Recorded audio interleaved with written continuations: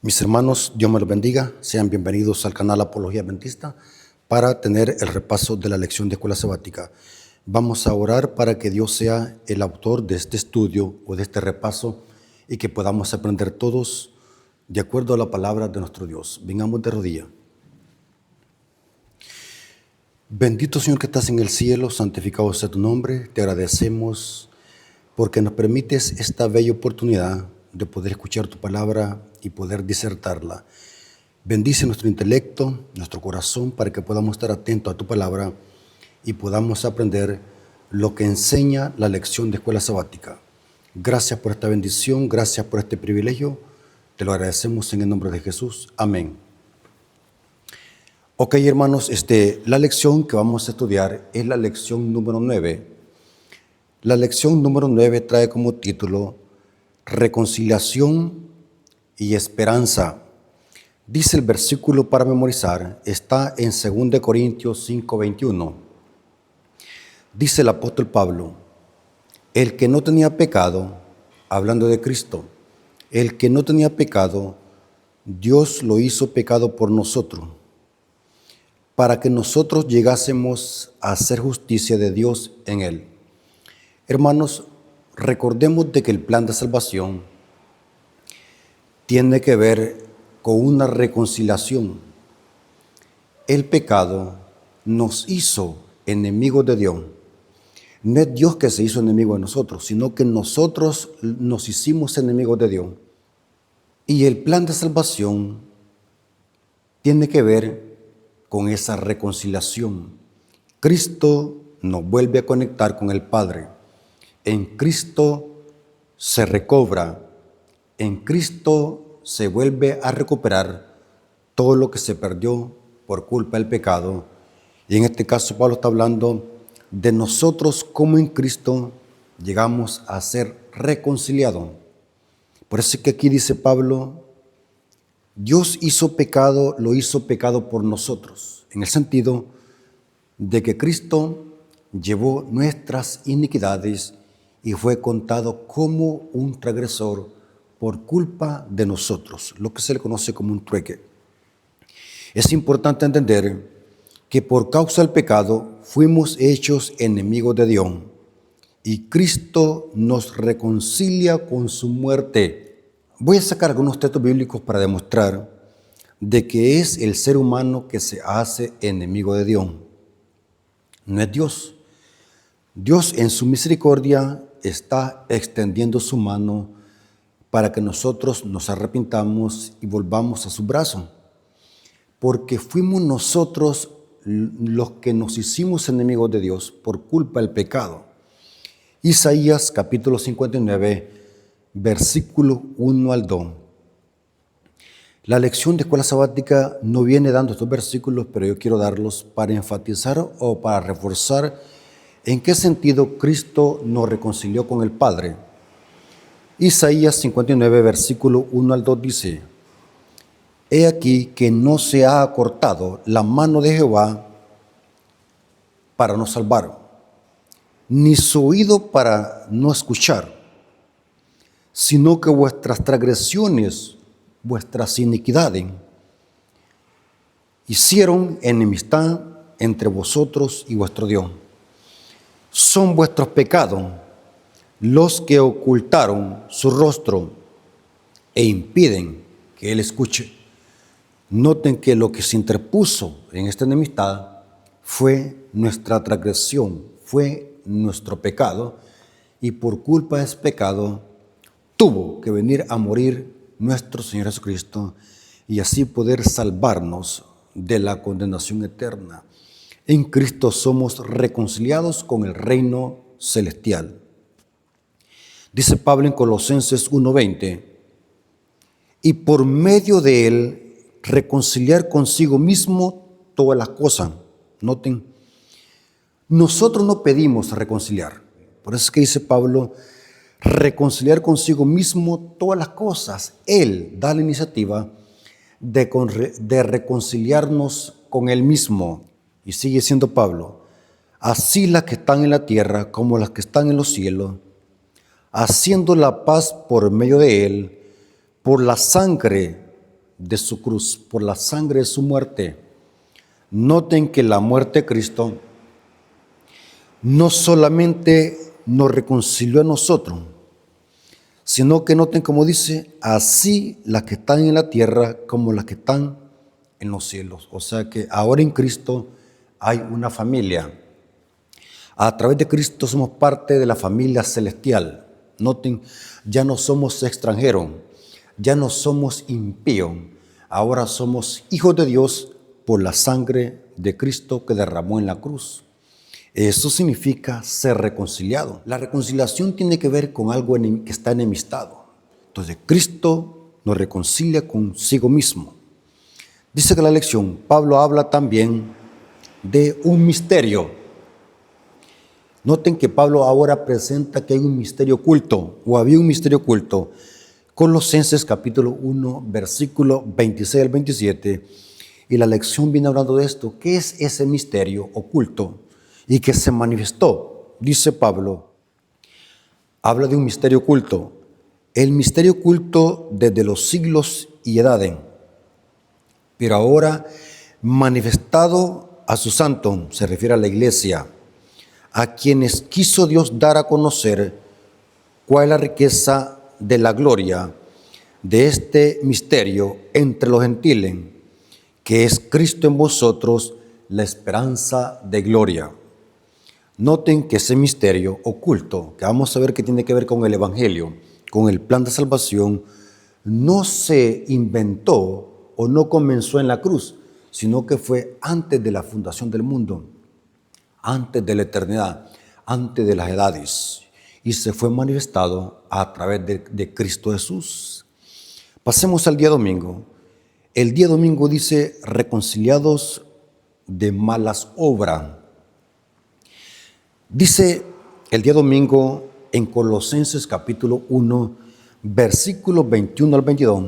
El día domingo viene hablando de estos versículos que vamos a ver qué significa reconciliados de malas obras. Dice Colosenses capítulo 1, versículos 21 al 22. Y a vosotros, que en otro tiempo eras extraños y enemigos, noten, por tener la mente ocupada en las malas obras, aún así, ahora os reconcilió en su cuerpo de carne por medio de su muerte, para presentaros santos, sin mancha e irreprensibles delante de Él. Noten que aquí dice Pablo que antes éramos extraños, antes éramos enemigos, antes estábamos ocupados en malas obras. Pero ahora dice que somos reconciliados. Noten, ya no somos enemigos. Somos hijos de Dios por adopción. Ya no somos gentiles, ya no somos impíos, ya no somos bastardos. Somos hijos de Dios por adopción en la sangre de Cristo. Ahora, dice acá, Dios ha tomado la iniciativa de reconciliarnos con Él desde la aparición misma del pecado en el mundo. Dios ha obrado desde el principio para salvar o para resolver el problema del pecado, aunque la solución solo se encontraba en su propia muerte en la cruz. Ahora, quiero ampliar este comentario de una forma más profunda. Explico. Cuando el pecado entró a esta tierra, el plan de salvación se echó a rodar. No es que se inventó Dios algún plan B, sino que en la entrada del pecado a esta tierra, Dios echó a rodar ese plan que fue creado antes de las edades, ese plan eterno. Por eso es que la Biblia le llama misterio oculto, el misterio de la piedad que fue creado antes de la fundación del mundo. Y con la entrada del pecado se echó a rodar. Porque la única forma de resolver el problema del pecado es a través del sacrificio de Cristo. No hay otra forma. Ni un querubín, ni un ángel, ningún habitante de los otros mundos puede redimir al pecador o reconciliarnos con Dios. El único es el Cordero que quita el pecado del mundo. Y eso enseña Pablo en estos versículos. Ahora, es importante entender que el Evangelio, aquí dice la lección, que el Evangelio consta de 3 partes. Yo le voy a añadir una cuarta parte, que tiene sentido lo que voy a decir en la cuarta parte. Pero acá la lección dice, el Evangelio consta de 3 partes. Primera, Jesús vino y murió por nuestros pecados, pues somos incapaces de salvarnos a nosotros mismos. Romanos 5, versículos 6 al 8. Noten que la salvación es un regalo de Dios. Nosotros éramos esclavos, éramos enemigos de Dios, no podíamos salvarnos a nosotros mismos. Así que la salvación es iniciativa de Dios. Segundo, al aceptar su muerte como nuestro sustituto, somos justificados y liberados de la condenación del pecado mediante la fe, el arrepentimiento y el bautismo. Romanos capítulo 5, versículos 9 al 11 y Romanos 6, versículos 6 y 7. Tercer punto, que tiene que ver con el Evangelio. Dice acá, la vida del cristiano que ha sido justificado por la fe en el sacrificio vicario de Cristo es el resultado de su unidad con Cristo, de su poder creador y de la presencia del Espíritu Santo en nosotros. Hablando de la vida del cristiano. O sea que el Evangelio transforma. El Evangelio no solamente perdona, sino que el Evangelio también transforma y santifica. Porque el Evangelio es un proceso. La salvación es un proceso que Dios hace en nosotros. Cuarto punto que la lección no viene hablando, pero yo lo voy a añadir porque es necesario incluir este cuarto punto que hace el Evangelio en el pecador penitente o arrepentido. Cuarto, el Evangelio nos capacita para poder obedecer la ley de Dios. Noten que el Evangelio nos perdona, nos justifica, vivimos una vida de acuerdo a la voluntad de Dios, pero ¿qué es vivir de acuerdo a la voluntad de Dios? Vivir en armonía con su ley. Eso hace el Evangelio. ¿Se acuerdan cuando Cristo le dijo a la mujer sorprendida en adulterio? Vete y no peques más. Y el pecado es transgresión de la ley. En otras palabras, Cristo está diciéndole a la mujer, ni ellos te condenan, ni yo te condeno. Vete y no sigas transgrediendo la ley. Porque el Evangelio no solamente es perdón, sino que también es santificación y justificación. El Evangelio nos capacita para obedecer la ley. El Evangelio es poder para poder obedecer. 1 Juan capítulo 5, versículo 1 al 3. Aquí noten cómo Juan relaciona el nuevo nacimiento con la obediencia. Todo aquel que cree que Jesús es el Cristo es nacido de Dios. Noten, nacido de Dios, nacer de nuevo. Y todo aquel que ama al que le engendró, ama al que ha sido engendrado por él. En esto conocemos que amamos a los hijos de Dios cuando amamos a Dios y practicamos sus mandamientos. Porque este es el amor de Dios, que guardemos sus mandamientos, y sus mandamientos no son difíciles de guardar. Noten que solamente los que poseen esta capacidad de poder obedecer los mandamientos son los que han nacido de Dios. Noten por qué eso es el Evangelio. Por eso, hermanos, yo quise añadir esta cuarta parte porque desde mi perspectiva el Evangelio consta de 4 partes. Ahora, voy a leer una cita del Espíritu de Profecía que amplía esto, que nos presenta que el plan de salvación o el objetivo de la venida de Cristo tenía muchos propósitos. Muchas veces creemos de que el plan de salvación tiene que ver con solamente salvarnos del pecado, pero esa es una parte del plan de salvación. El objetivo de Cristo morir en la cruz tenía muchos propósitos, y eso lo corrobora esta cita que está en el libro Patriarcas y Profetas, página 49, párrafo 1 y el párrafo 2. Noten cómo esta cita explica el propósito de la venida, ministerio y muerte y resurrección de Cristo. ¿Cuál era ese propósito? Dice, pero el plan de redención tenía un propósito todavía más amplio y profundo que el de salvar al hombre. Cristo no vino a la tierra únicamente por este motivo. No vino meramente para que los habitantes de este pequeño mundo acataran la ley de Dios, como debe ser acatada. Noten ahora presente el otro propósito por el cual vino. Dice, sino que vino para vindicar el carácter de Dios ante el universo. A este resultado de su gran sacrificio y su influencia sobre los seres de otros mundos, así como sobre el hombre, se refirió el Salvador cuando poco antes de su crucifixión dijo, ahora es el juicio de este mundo, ahora el príncipe de este mundo será echado fuera, y yo, cuando sea levantado de la tierra, a todos atraeré a mí mismo. Se cita Juan 12, 31 al 32. Ahora, noten cómo termina la cita, y esto tiene una profundidad teológica, pero una profundidad extrema que necesitamos analizar. El acto de Cristo de morir por la salvación del hombre no solo haría accesible el cielo a los hombres, sino que ante todo el universo justificaría a Dios y a su Hijo en su trato con la rebelión de Satanás. Demostraría la perpetuidad de la ley de Dios y revelaría la naturaleza y consecuencia del pecado.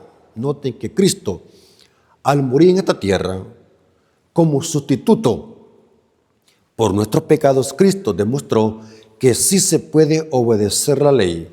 Demostró que el carácter de Dios es inmutable. Demostró que el diablo va a ser aniquilado junto con el pecado. Demostró la perpetuidad de la ley de Dios, que la ley es eterna. Noten lo que vino a hacer Cristo.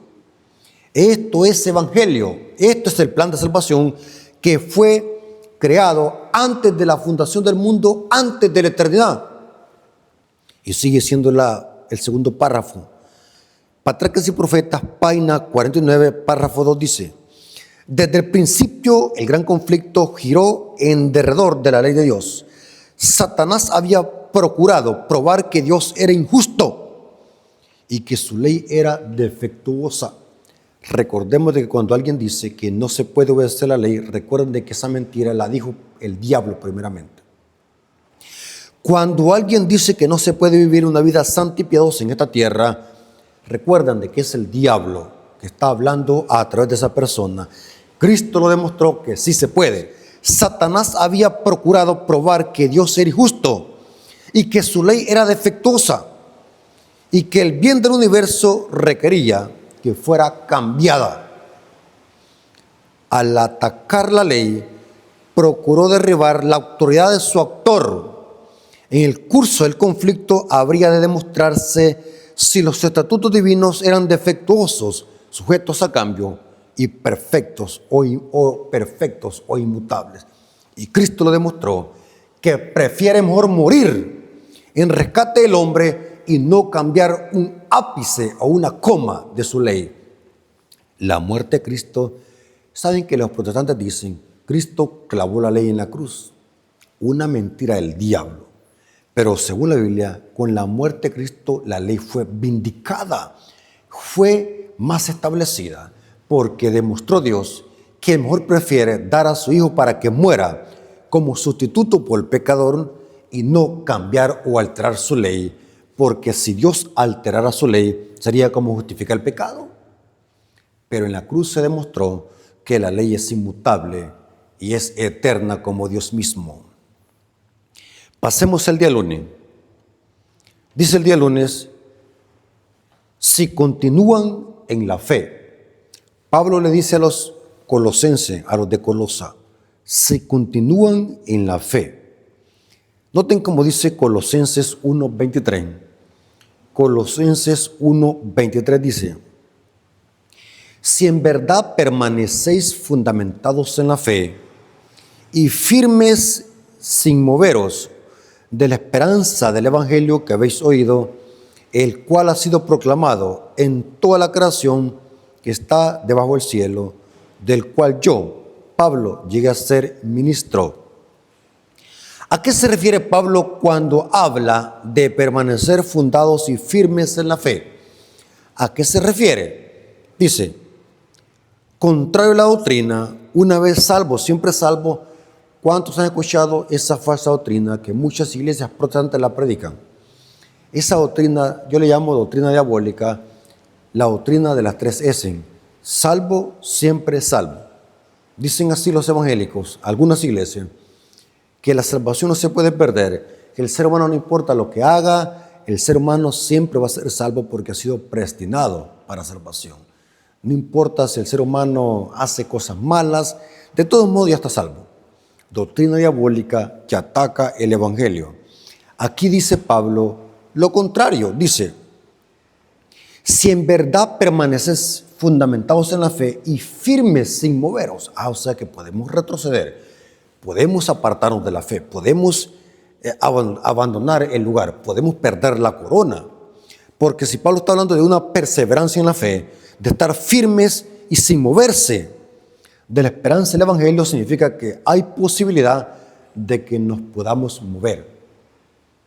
Claramente. Porque lo contrario, la Biblia se contradijera. Pero la Biblia claramente dice que el que persevera hasta el fin, este será salvo. Ahora dice acá, contrario a la doctrina, una vez salvo, siempre salvo, Pablo está diciendo algo completamente diferente. Hay una condición para ser salvo. ¿Y cuál es? Permanecer firmes en la fe. Noten que aunque la salvación es por gracia, pero hay una condición para ser salvos. Pero esa condición no es para gloriarnos, sino que es para aceptar y permanecer en la fe. Aquí dice permanecer firmes en la fe.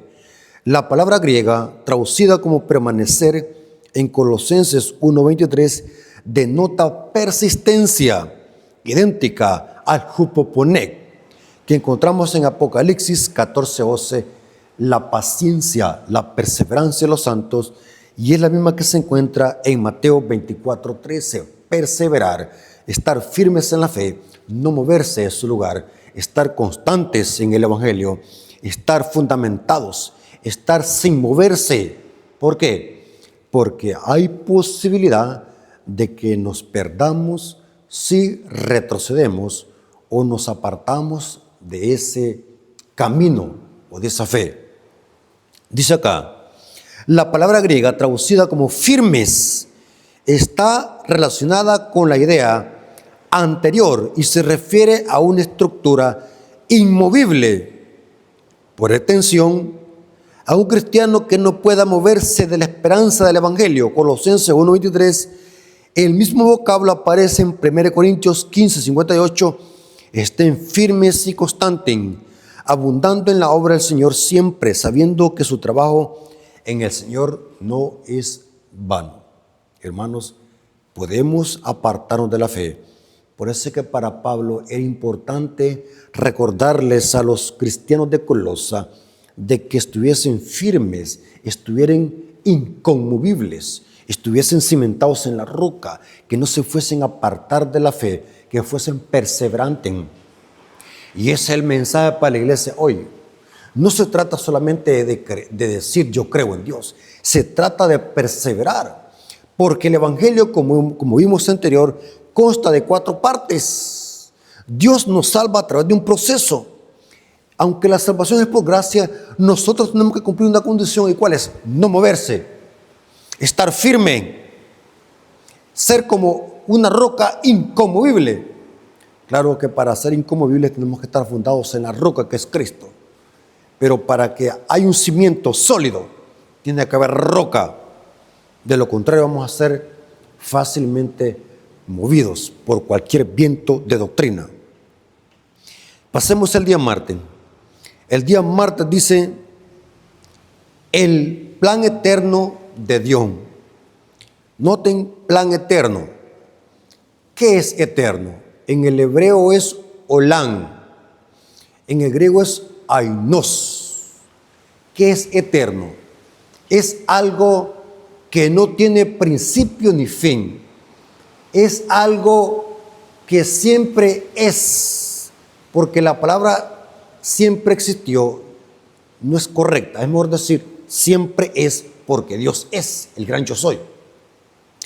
Ahora, cuando hablamos del plan eterno, estamos hablando del Evangelio. El Evangelio es Olán, eterno. Inclusive, Apocalipsis 14:6 dice que un ángel predica el Evangelio eterno, Ainos y Olán, dando a entender de que el Evangelio no tiene principio ni fin, porque lo que tiene principio significa que entonces no es eterno. Entonces, el Evangelio es eterno. El plan de Dios es eterno. Vimos que fue creado antes de la fundación del mundo, antes de la eternidad.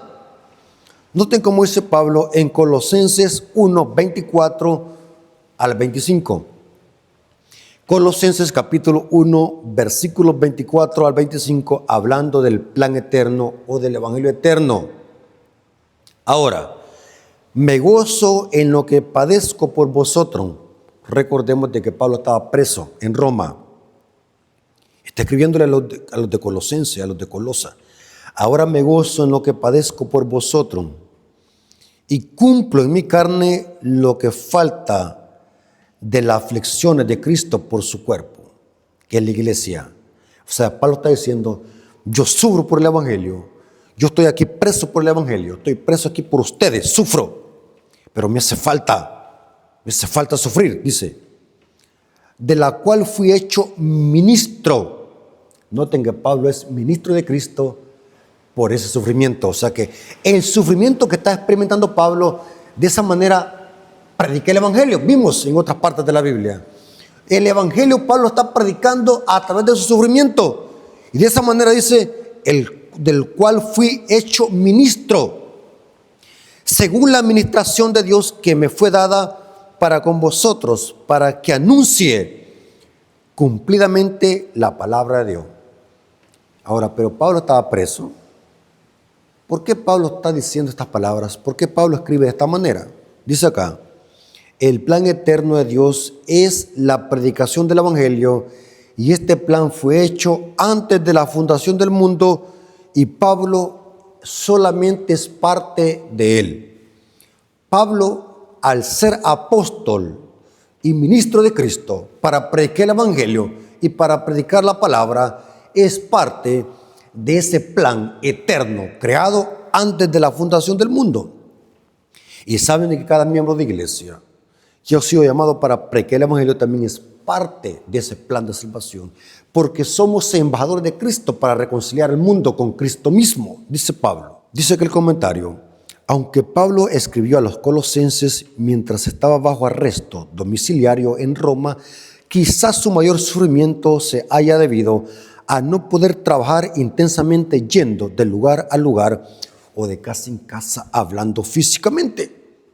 Seguramente Pablo quería hacer eso personalmente, ir a predicar el Evangelio, ir de un lugar a otro. Pero en este caso estaba preso. Aún así se lamenta, pero ahora dice la lección acá algo interesante. Aunque Pablo estaba preso, pero desde la cárcel escribía a los cristianos de Filipo y de Colosa. Dice acá, aunque Pablo estaba preso en la cárcel, la palabra de Dios no está presa. El diablo puede meter a la cárcel a cristianos, pero eso no va a encarcelar la palabra. El Evangelio tiene poder. Nadie lo puede meter a la cárcel. El Evangelio, la palabra de Dios no está presa. 2 Timoteo 2:9 lo dice. Y dice acá el comentario, y allí en la cárcel, en su celda vieron la luz sus cartas a los filipenses y a los de Éfeso y a los de Filemón. Tras su liberación, Dios lo inspiró los importantes consejos registrados en Timoteo capítulo 1, o sea, la primera Timoteo y la carta a Tito, según el comentario, fue escrita después de que Pablo salió de la cárcel. Y aquí dice, en resumen, estos últimos años brindaron a Pablo la oportunidad de escribir una parte significativa del Nuevo Testamento, incluyendo la carta a los hebreos. porque Pablo escribió aproximadamente 14 cartas. Se le acredita la de los hebreos, pero aún hay discrepancias sobre quién escribió la carta a los hebreos. Pero hay aproximadamente cartas 14 que Pablo escribió. Algunas fueron desde la cárcel y otras fueron cuando salió de la cárcel.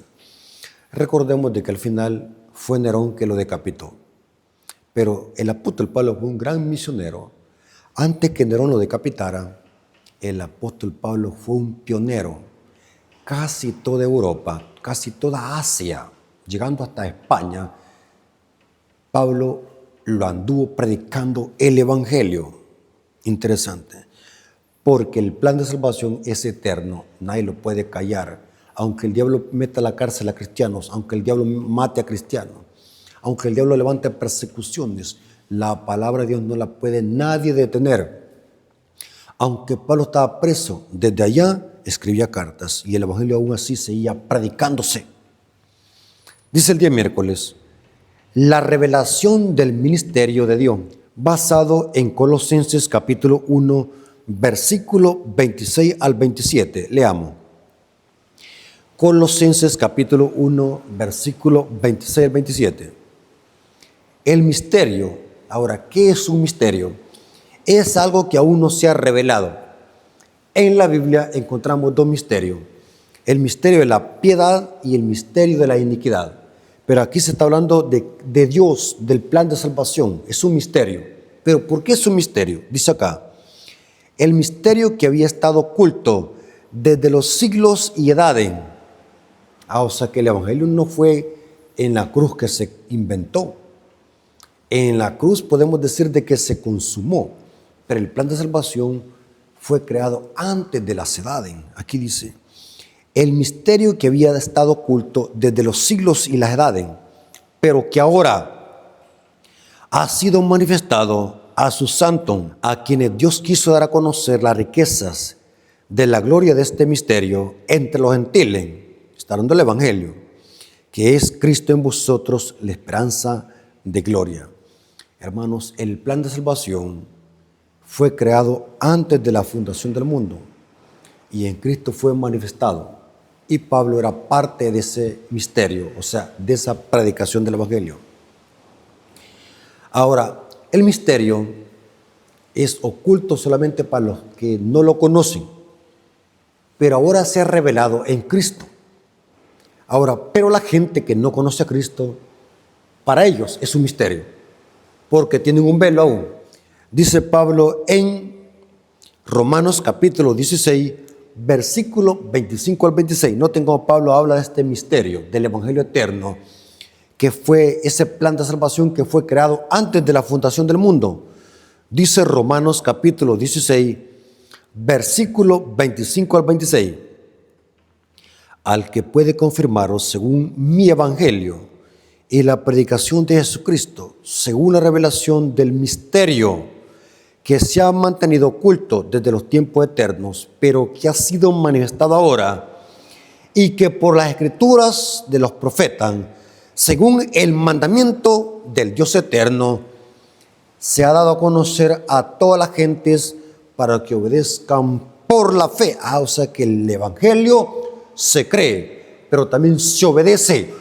Aquí dice del Dios eterno, ese misterio del Dios eterno.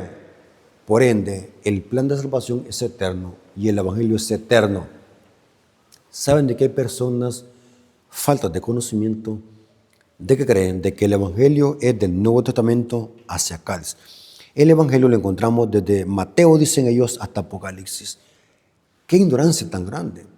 El evangelio lo encontramos en toda la Biblia. Inclusive la primera mención del evangelio textualmente se dio en Génesis 3:15, la venida de una simiente que es Cristo.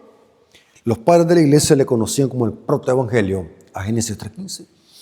Pero ese plan de salvación que se echó a rodar con la entrada del pecado fue creado antes de la fundación del mundo. Es eterno, por eso es que es evangelio eterno.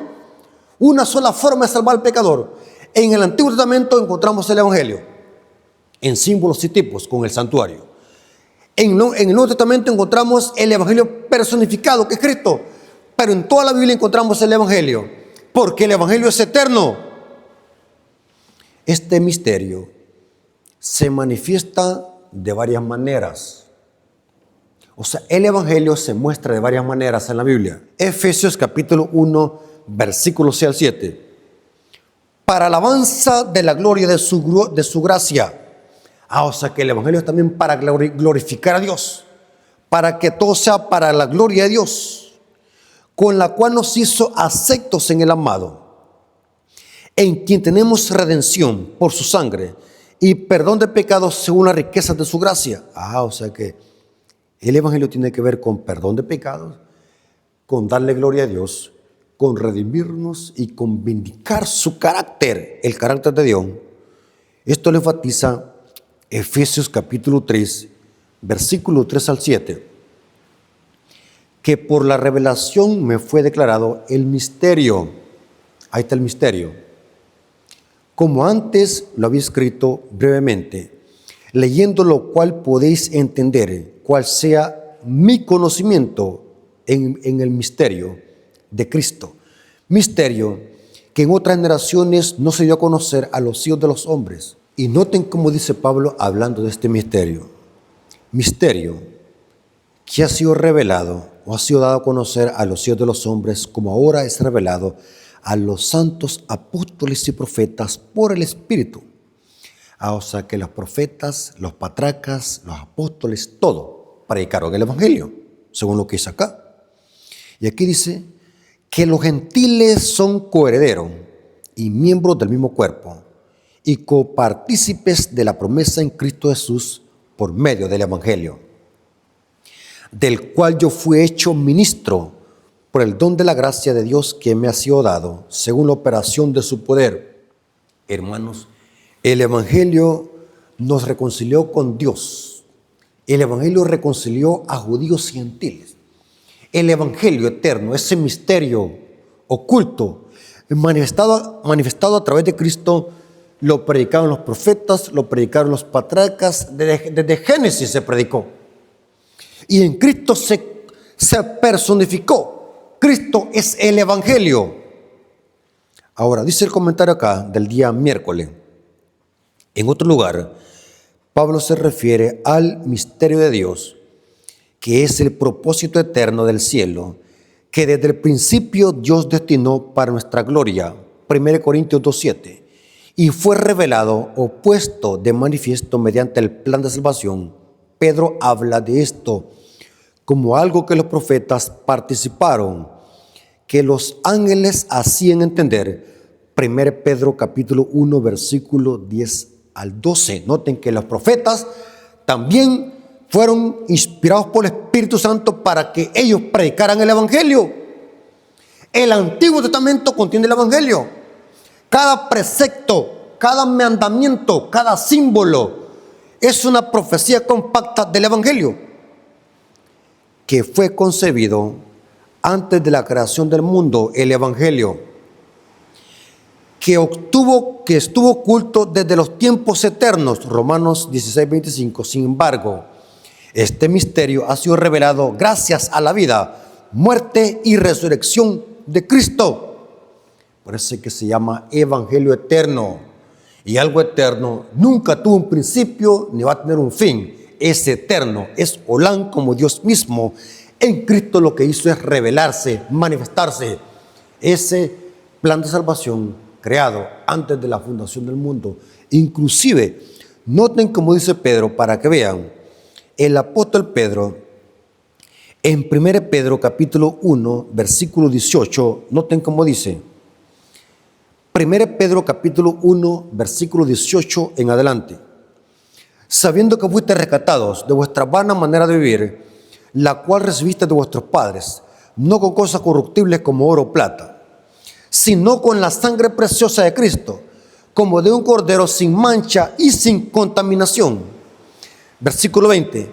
Ya destinado desde antes de la fundación del mundo, pero manifestado en los postreros tiempos por amor de vosotros. Noten que Cristo fue sacrificado antes de la fundación del mundo.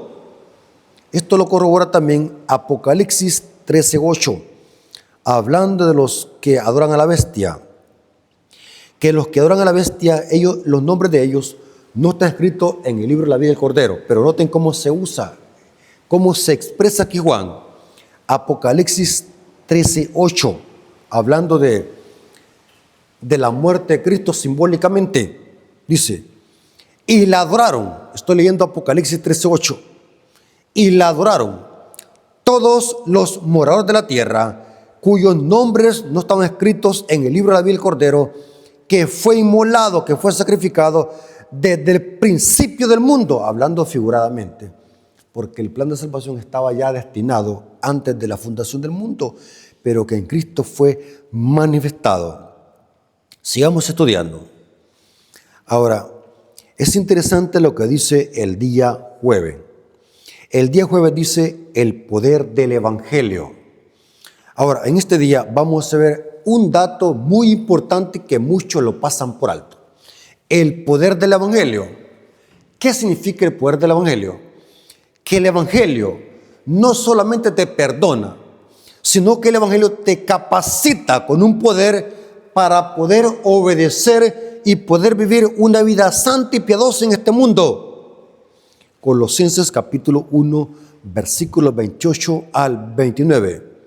Hay poder en el Evangelio para transformar, no solamente para justificar, sino también para perdonar. Y dice Pablo, a quien anunciamos amonestando a todo hombre, enseñando a todo hombre en toda sabiduría, a fin de presentar perfecto en Cristo Jesús a todo hombre. ¿Cómo? O sea, que el Evangelio capacita, santifica, para que el Evangelio presente a todo hombre perfecto delante de Cristo. Para lo cual también trabajo. O sea que Pablo predicaba el Evangelio, porque para Pablo el Evangelio significa transformación de carácter. El apóstol Pablo conocía perfectamente bien lo que significa perfección, una madurez profunda y espiritual que se asemeja al Hijo de Dios.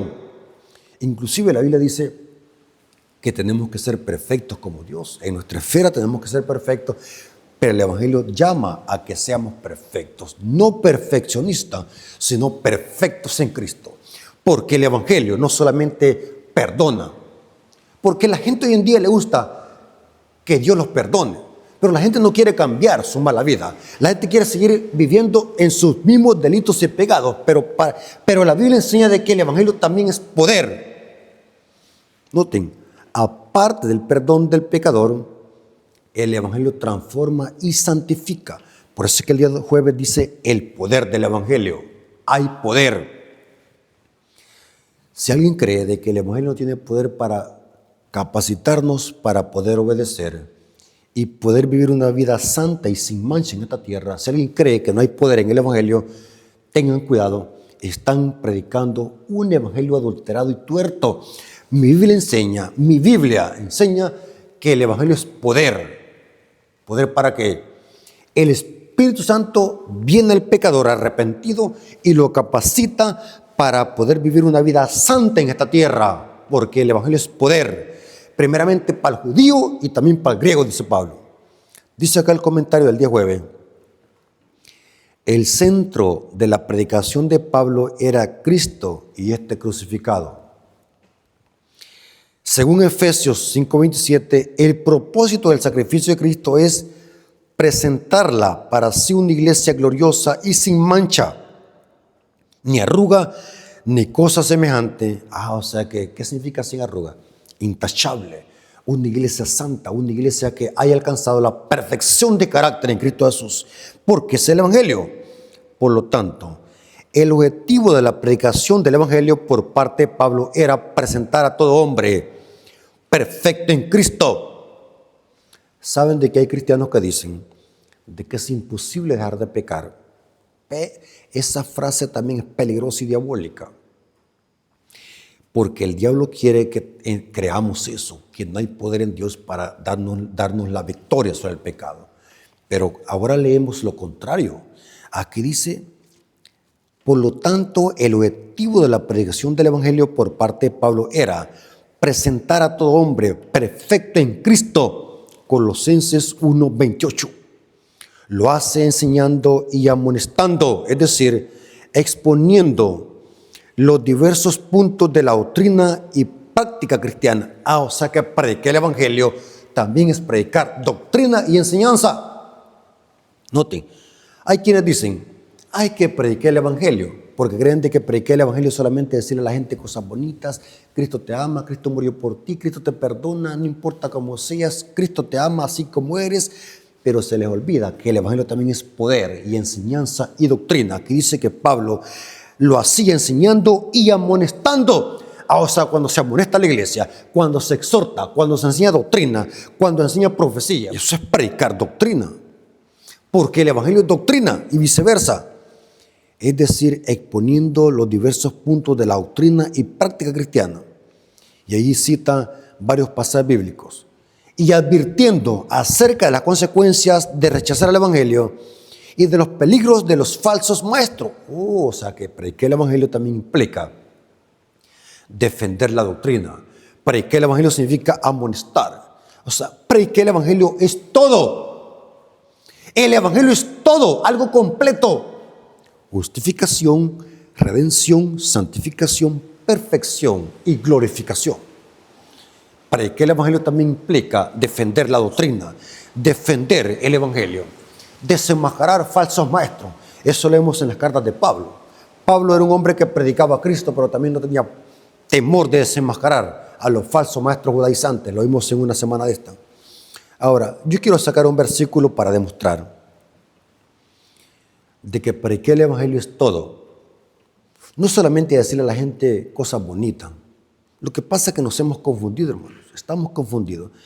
Y estas lecciones nos abren el entendimiento de que predicar el Evangelio tiene que ver también con predicar la correcta enseñanza, cuidar la enseñanza, amonestar al pueblo, defender la fe.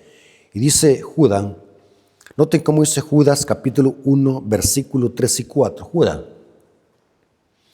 amados, por la gran solicitud que tenía de escribirlos acerca de vuestra común salvación, me ha sido necesario escribiros exhortándoos a que contendáis, noten, exhortándoos a que contendáis ardientemente por la fe que ha sido una vez dada a los santos. O sea, hay que defender la fe, hay que batallar por la fe.